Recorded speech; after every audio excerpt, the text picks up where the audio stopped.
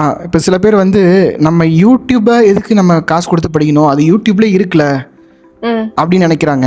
அவங்களுக்குலாம் என்ன சொல்லுவீங்க? இப்போ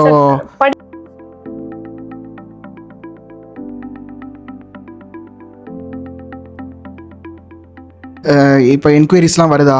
நீங்கள் வந்து வருது. இப்போ ஸ்டூடெண்ட் எடுத்திருக்கீங்க இது மூலியமா.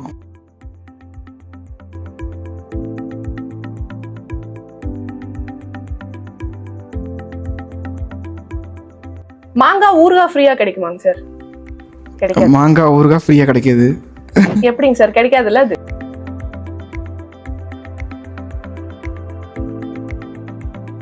இன்னைக்கு வந்து என்னுடைய கிளைண்ட் சுபா அவங்களோட இன்டர்வியூ தான் பார்க்க போகிறோம்.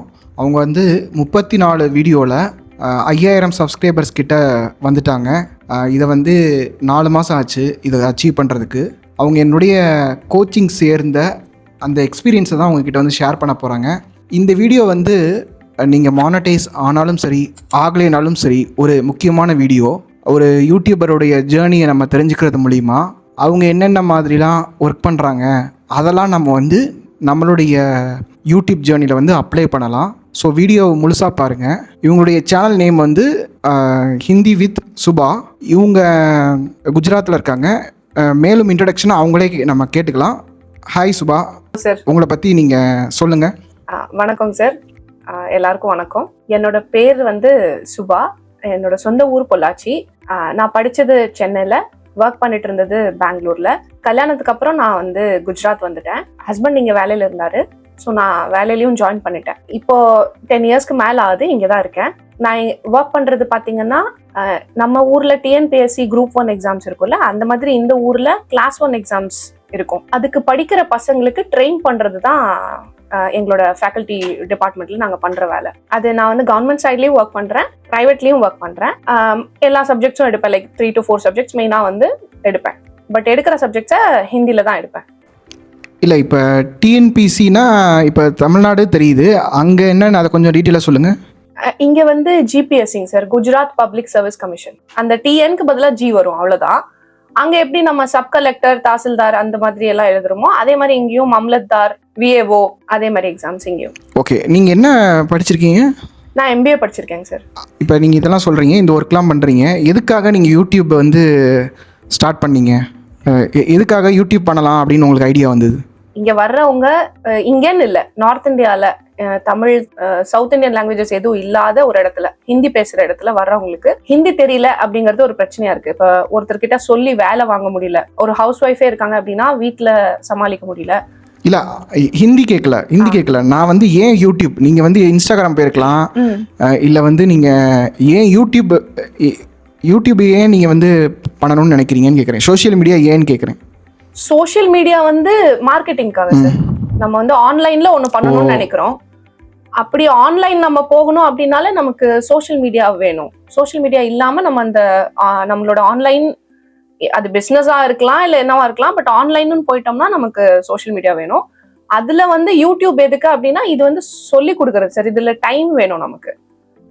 ஒரு நிமிஷத்தில் நம்ம சொல்லி கொடுக்க முடியாது இல்லையா? ஸோ யூடியூப் வந்து எனக்கு பெட்டராக இருந்தது. ஒரு லாங் வீடியோல நமக்கு யூடியூப் வந்து ஒரு மார்க்கெட்டிங் ஆஸ்பெக்ட்ல நீங்க பாக்குறீங்க. Marketing aspect. இன்னொன்று வந்து நம்ம என்ன சொல்லணுமோ அதை சொல்றதுக்கு பிளாட்ஃபார்ம் இருக்கும். ஒரு 5 நிமிஷம் 10 நிமிஷம் வீடியோல நான் ஒரு ஹிந்தி கான்செப்டை எக்ஸ்பிளைன் பண்ண முடியும்.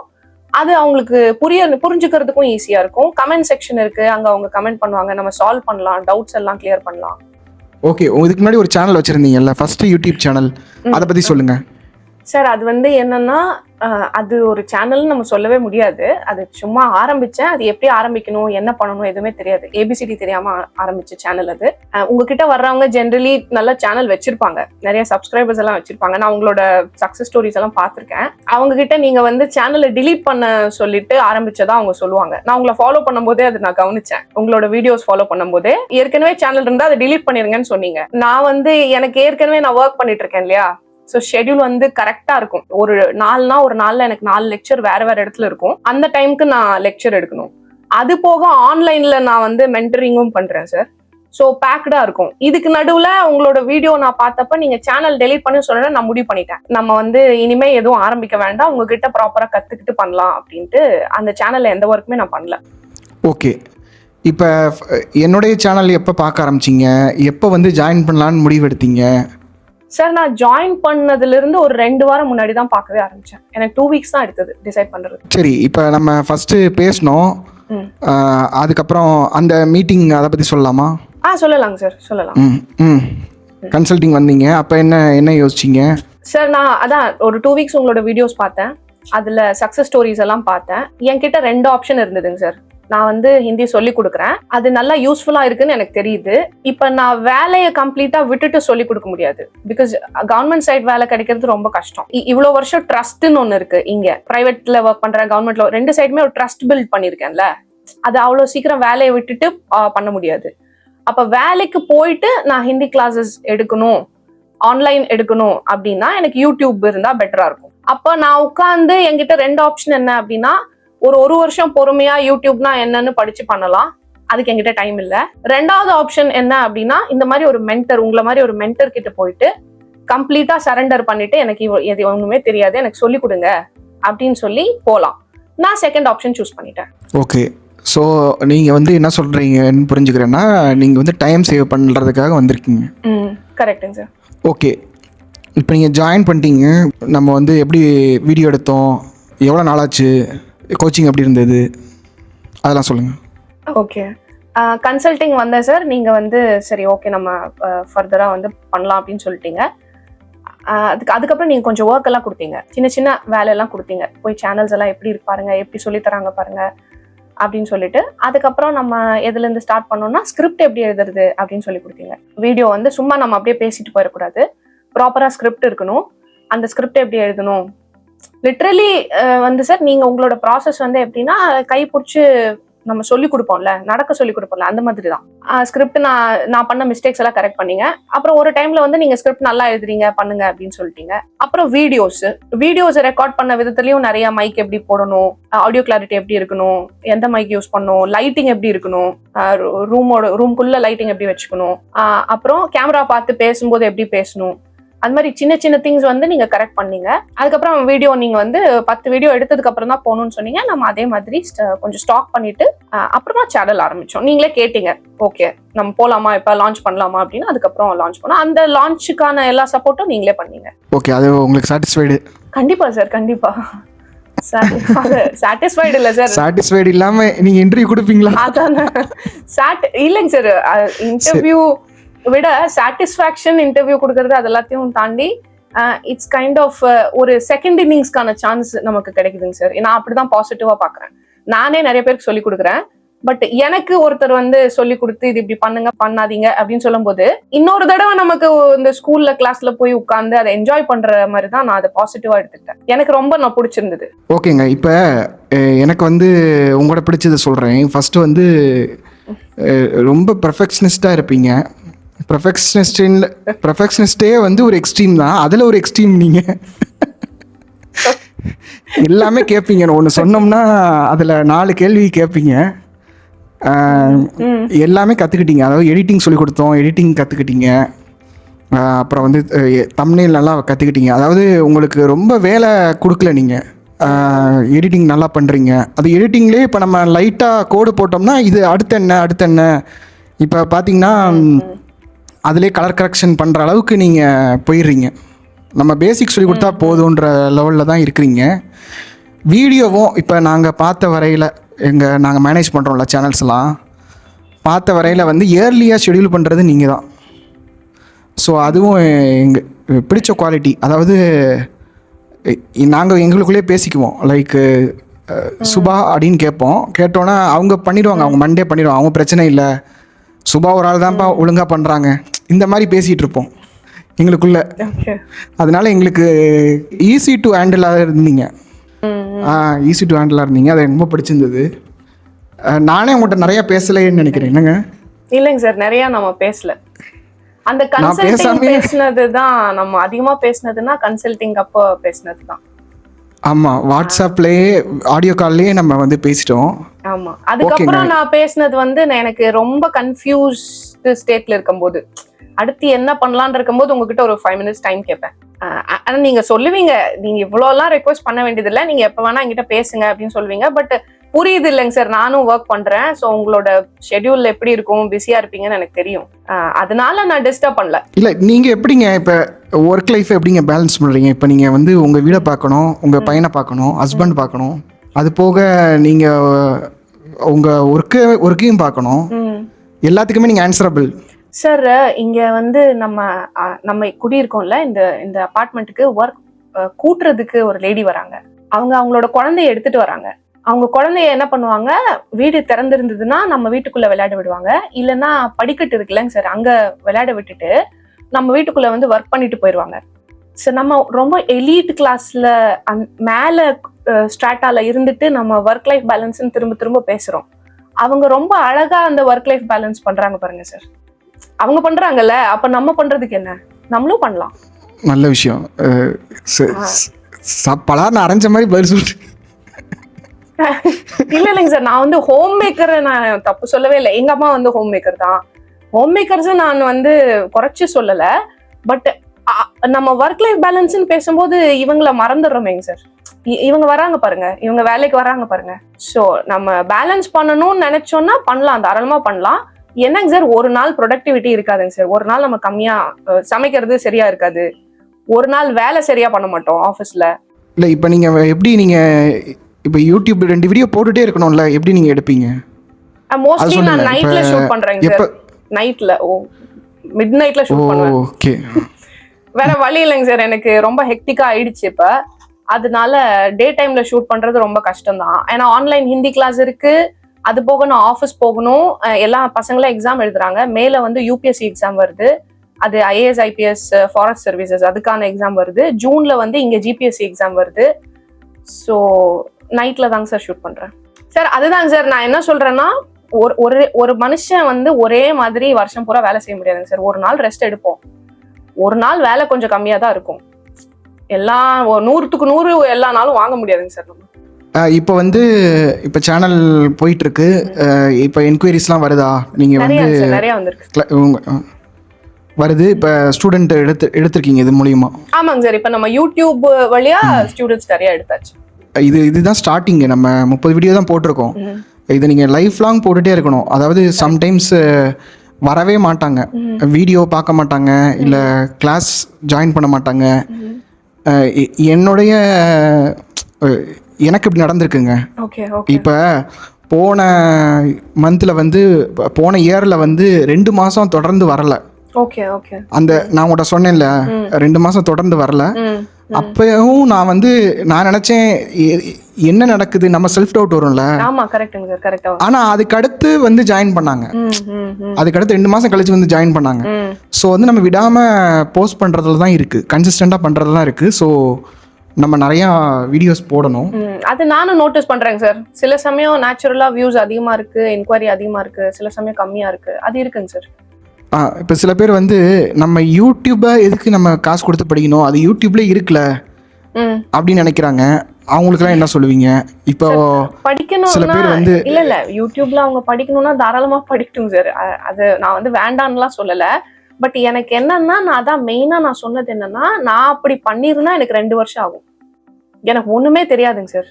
ஏன்னா நான் படிச்சது நீங்க சொல்லலாம் எம்பிஏ படிச்சிருக்கீங்க, இது கூட தெரியாதான்னு. எம்பிஏ படிச்சிருக்கீங்க சார்? எம்பிஏ படிச்சு எப்படி இல்ல தெரியாதுன்றீங்க சார்? நான் வந்து டிஜிட்டல் மார்க்கெட்டிங் தனியா கோர்ஸா படிக்கல சார். அப்படியே படிச்சிருந்தாலும் உங்களுக்கு தெரிஞ்ச யூடியூப் அவங்களுக்கு தெரியுமான்னு எனக்கு தெரியல. எனக்கு தெரியாதுன்னு சொல்றவங்க ரொம்ப அறிவாளின்னு நினைக்கிறேன். இல்ல இப்ப சார் நீங்க ஒரு எக்ஸாம்பிள் நான் ஒன்னு சொல்றேங்க சார். ஒரு வீடியோ ஒன்னு ஆக்சுவலி நான் வந்து தம்ப்நெயில் தப்பா போட்டேங்க சார். அந்த வீடியோக்கு நான் நினைச்சேன், இல்ல அது போடுறதுக்கு முன்னாடி நான் ஒண்ணு பண்ணேன். அந்த டைட்டில் நீங்க தான் கொடுப்பீங்க, டைட்டில் நீங்க தான் கொடுப்பீங்க. அது முன்னாடியே நீங்க சொல்லிடுவீங்க, நான் தான் கொடுப்பேன், தம்ப்நெயில் டைட்டிலும் நான் தான் கொடுப்பேன் அது அப்படின்னு சொல்லிடுவீங்க. நான் வந்து யோசிச்சேன், இது ஏற்கனவே இருக்கிற மாதிரி இருக்கே அப்படின்னு சொல்லிட்டு உங்ககிட்ட ஒரு 4 ஆப்ஷன் கேட்டேன். சார் இப்படி போடலாமா, இப்படி போடலாமா, இப்படி போடலாமா, 4-5 கேட்டேன். நீங்க கடைசியில இல்ல நான் சொன்ன மாதிரியே போடுங்கன்ட்டீங்க. அதுதாங்க சார் வைரல் ஆச்சு. அப்பதான் எனக்கு புரிஞ்சுது, யூடியூப் அல்காரிதம் விட உங்க மைண்ட்ல வேற ஏதோ ஒரு அல்காரிதம் இருக்கு. யூடியூப் அல்காரிதம் கூட கிராக் பண்ணிடலாம், உங்க மைண்ட்ல என்ன ஓடுதுன்னு என்னால கிராக் பண்ணவே முடியல. இப்ப வரைக்கும் முடியல. இப்போ வரைக்கும் முடியலங்க சார். சிலது நீங்க ரொம்ப கான்பிடென்ட்டா சொல்வீங்க, இது போகும் இது போடுங்க அப்படின்னு சொல்லுவீங்க. எனக்கு ஒரு டவுட் இருக்கும், ஏன் இப்படி சொல்றாரு, இது ஏற்கனவே பண்ணிட்டோம், இது ஒரே மாதிரி இருக்கு, இது புதுசா இல்ல, அப்படியேதான் யோசிப்பேன். பட் நீங்க என்ன சொல்றீங்களோ அது போகும். எக்ஸ்பீரியன்ஸுக்கு தாங்க சார் வேல்யூ வந்து உங்களோட எக்ஸ்பீரியன்ஸ்க்கு. ஆமாம், அது கன்ஃபார்ம், அது கரெக்டாக தான் சொல்கிறீங்க. இப்போ வந்து எங்களோட டீம் மெம்பர்ஸ்லாம் எப்படிங்க, ஏதாவது உங்களுக்கு குற்றம் குறை நாங்கள் வந்து இம்ப்ரூவ் பண்ணணும் அந்த மாதிரி ஏதாவது இருக்கா? அதெல்லாம் ஒன்றும் இல்லைங்க சார், அதெல்லாம் ஒன்றும் இல்லைங்க சார், அதெல்லாம் ஒன்றுமே இல்லை. என்ன சொல்றது, பெஸ்ட் டீம்னே சொல்லலாம். உங்களோட டீம் வந்து நீங்க பில்ட் பண்ணி வச்சிருக்கீங்க, அது உங்களோட ஹார்ட் ஒர்க் தான். இத்தனை வருஷம் உழைப்புல தான் உங்களுக்கு அந்த டீம் கிடைச்சிருக்கும். ரொம்ப பெரிய விஷயம் சார் அப்படி ஒரு டீம் கிடைக்கிறது. ஸ்பெஷலி எடிட்டர்ஸ், நூருல் மேம் ஆகட்டும், அனிஃபர் மேம் ஆகட்டும், எப்போ என்ன டவுட் கேட்டாலும் சால்வ் பண்ணுவாங்க.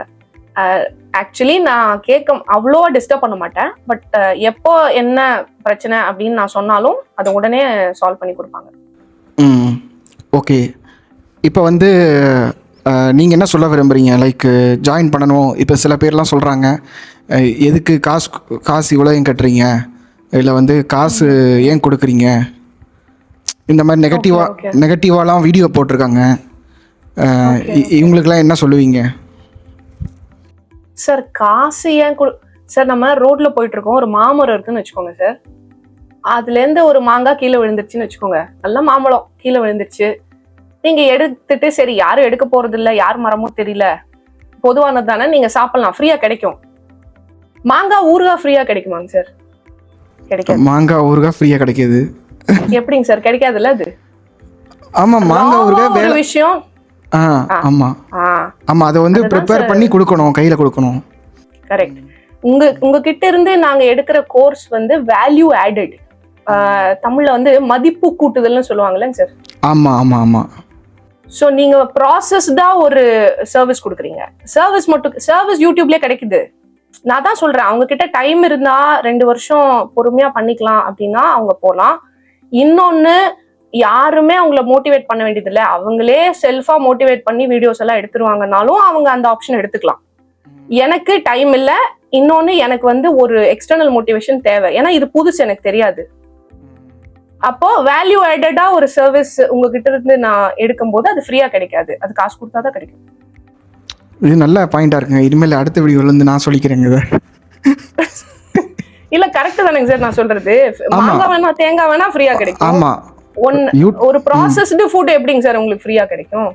ஆமா, இப்போ என்னுடைய சேனல்லே வந்து ஒருத்தவர் என்ன பண்ணுவார், வீடியோ பார்ப்பாரு, கமெண்ட் பண்ணுவார், டவுட் கேட்பாரு, ரிப்ளை பண்ணுவேன். அப்புறமா வெப்சைட்டுக்கு வருவார், வெப்சைட்டுக்கு வந்து அந்த கன்சல்டேஷன்லாம் புக் பண்ண போயிடுவார். ஆனால் அந்த அமௌண்ட் வந்தோன்னா அப்படியே திரும்பி பேக் போயிடுவார். மறுபடியும் வந்து கேட்பார், ஏன் இந்த அமௌண்ட்டை சொல்கிறீங்க? நான் ரிப்ளை பண்ண மாட்டேன், ஏன்னா நிறைய இந்த மாதிரி வர்றதுனால ரிப்ளை பண்ண மாட்டேன். ஏன் அமௌண்ட் சொல்றீங்கன்னாங்க சார், என்ன எதிர்பார்க்குறாரு அவரு? ஃப்ரீயா இருக்கணும்னு எதிர்பார்க்குறாரா? ஆமாம், இப்போ நீங்கள் பேசுறதுக்கே அமௌண்ட் கேட்குறீங்கல்ல, இப்போ நீங்கள் பேசுறதுக்கே அமௌண்ட் கேட்குறீங்கல்ல அப்படின்னு சொல்லுவார். இப்போ யூடியூப்ல இருக்கு, இல்லைன்னு நான் சொல்கிறேன், நான் ஒன்றும் புதுசாக சொல்லலை. ஆனால் அதை வந்து ஆர்கனைஸ்டாக இல்லை. அது போக அந்த எக்ஸ்பீரியன்ஸ் நீங்கள் சொன்னீங்க இல்லையா, இத்தனை சேனல் பண்ணும்போது எங்களுக்கு நாங்களே லேர்ன் பண்ணிக்கிறோம். இன்னும் நம்ம நிறைய சேனல் பண்ணும்போது நிறைய லேர்ன் பண்ணிக்குவோம். ஸோ அதை வந்து நாங்கள் கொடுக்குறோம். ஓகேங்க, வேற எதுவும் சொல்ல விரும்புறீங்களா? நான் நீங்க சொன்னதுல நான் இன்னொன்னு ஆட் பண்ணிக்கிறேங்க சார். யூடியூப் எல்லாமே கொடுக்குது. ஒரு நாள் நான் வீடியோ எடுக்கலைன்னா யூடியூப் எனக்கு தேவைப்படுத்துமா? நீ வந்து சாட்டர்டே சண்டே வீடியோ எடுக்கணும்னு எடுத்துட்டியான்னு யூடியூப் வந்து எனக்கு அலாரம் எல்லாம் வச்சு செட் பண்ணி கொடுக்குமா? கொடுக்காது. அது நீங்க தான் கொடுக்குறீங்க. ரெகுலரா வீடியோ போடலைன்னா நம்ம சேனலே வந்து சக்சஸ்ஃபுல்லா நம்ம சேனல் ரன் பண்ண போறது இல்ல. அந்த ரெகுலாரிட்டி நீங்க தான் கொண்டு வர்றீங்க. உங்ககிட்ட வந்தாதான் ரெகுலரா நீங்க போட்டே ஆகணும்னு சொல்றீங்க. எடுத்துட்டீங்களா, ஸ்கிரிப்ட் எழுதிட்டீங்களா, இந்த ரிமைண்டர் பண்ற வேலையெல்லாம் யூடியூப் பண்ணாது. கண்டிப்பாங்க. அப்புறம் நான் எடிட்டிங் பண்ணிட்டு இருக்கும் போது எனக்கு ஒரு டவுட், நான் ஸ்கிரிப்ட் எழுதிட்டு இருக்கும் போது எனக்கு ஒரு டவுட், சேனல்ல மேனேஜ் பண்ண அந்த செகண்டுக்கு எனக்கு டவுட் கேட்கணும்னா நீங்க இருப்பீங்கன்னா யூடியூப் கிட்ட கேட்க முடியாது. கண்டிப்பாக. ஆமா, தேடணும் நம்ம. இதுக்கு தான் நம்ம பே பண்றோம். அண்ட் கன்சல்டிங்க்கு பே பண்றது, நான் பர்சனலா என்ன சொல்ல விரும்புறேன்னா, இன்கேஸ் அவங்க லைஃப்ல வந்து இந்த ப்ரோக்ராஸ்டினேஷன் அப்படின்னு சொல்லுவாங்க, யோசிச்சுட்டே இருப்பாங்க, ரொம்ப நாள் ரொம்ப வருஷம் ஒரு தொழிலை செய்யலாமா, ஒரு வேலையை ஆரம்பிக்கலாமான்னு யோசிச்சுட்டே இருப்பாங்க. அவங்க கிட்ட என்ன சொல்றேன்னா, நீங்க ஒரு சைக்காட்ரிஸ்ட் கிட்ட போய் ஒரு 1000 ரூபா 2000 ரூபா கொடுத்து ஒரு 10 நிமிஷம் பேசி நம்ம வந்து உங்களோட கன்ஃபியூஷன்ஸ் தெளிவுபடுத்திக்கிற மாதிரி தான் உங்ககிட்ட வர்றதும். உங்ககிட்ட வந்தா இதை பண்ணலாமா, நீங்க என்ன சொல்லிடுறீங்க, இது உங்களுக்கு ஆகாது, இது விட்டுருங்கன்னு கூட சில பேர் ரிஜெக்ட் பண்ணிடுறீங்க. ஸோ ஒரு கன்சல்டேஷன்ங்கிறது, பெய்டு கன்சல்டேஷன்ங்கிறது அவங்க லைஃப்ல கண்டிப்பா ஒரு டர்னிங் பாயிண்டா இருக்கும். அவங்க தாராளமா வரலாம். ஓகேங்க, ரொம்ப நன்றிங்க. உங்களுடைய பாயிண்ட்ஸ் எல்லாமே சூப்பராக இருந்தது. இது மாதிரி என்னுடைய கிளைண்ட்ஸ் இன்டர்வியூஸ் பார்க்கணுன்னா ஃபஸ்ட் கமெண்ட்ல இருக்குது, கிளிக் பண்ணி பாருங்கள். எங்களோட கோச்சிங் ஜாயின் பண்ணுறதுக்கு ராஜ வித்யாலயா வெப்சைட் போயிட்டு ரிஜிஸ்டர் பண்ணுங்கள். உங்களை நீங்கள் குவாலிஃபைடாக இருந்தீங்க அப்படின்னா உங்களுக்கு நாங்கள் வந்து மெயில் பண்ணுவோம். அந்த மெயிலில் வந்து நீங்கள் கன்சல்டேஷன் புக் பண்ணணும். உங்கள்கிட்ட நான் பேசுவேன். அதுக்கடுத்து நம்ம அடுத்த ஸ்டெப் அங்கே பார்க்கலாம். தேங்க்யூங்க.